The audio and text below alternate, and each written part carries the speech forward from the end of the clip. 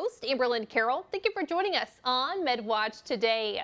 Community Health System recently provided the Foundation for Clovis Schools with a grant to help teachers across Clovis Unified with new social, behavioral, and well-being programs in their classrooms. It's been an amazing partnership between our Foundation for Clovis Schools, Clovis Unified, and community hospitals.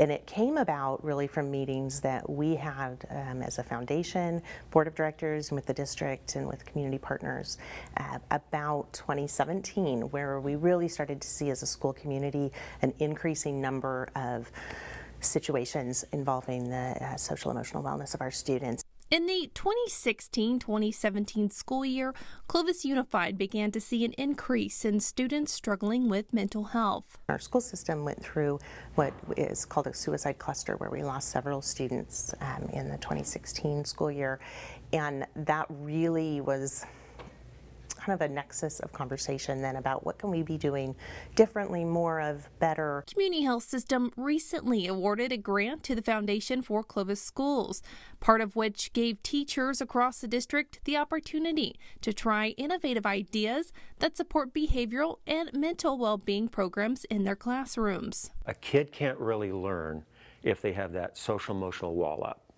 So that wall represents insecurity, it represents struggle, pain, whatever it is. If we bring that wall down, now we're able to get to know the kid, get to know their strengths, their weaknesses, what's causing their confusion, what's causing them to struggle with a concept. George Peterson has been principal at Liberty Elementary, a Title I school in Clovis Unified, for 16 years.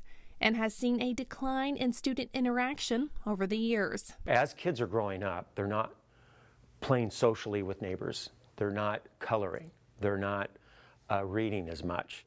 And so we have a lot of kids coming to school who don't have some of those skills that traditionally we could count on. One of the things we came up with was games and activities that are outside of curriculum and just giving them opportunities to be able to communicate in healthy ways. Stacy Cross is a 6th grade teacher at Liberty and one of the educators who helped implement electives for students through the grant.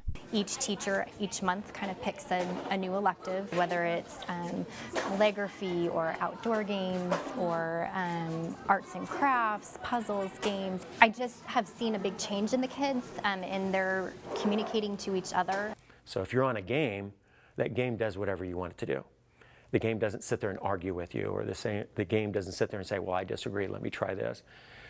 They only get that by interacting with their peers. Through community efforts like this, the next generation can continue to thrive in the place we all call home. I was not a very good elementary school kid, so I had a horrible elementary school experience.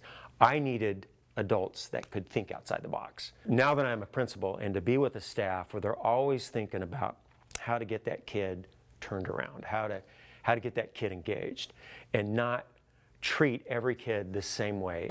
If we can make great humans and kids who are kind and conscious and make good decisions, then we're doing our job here.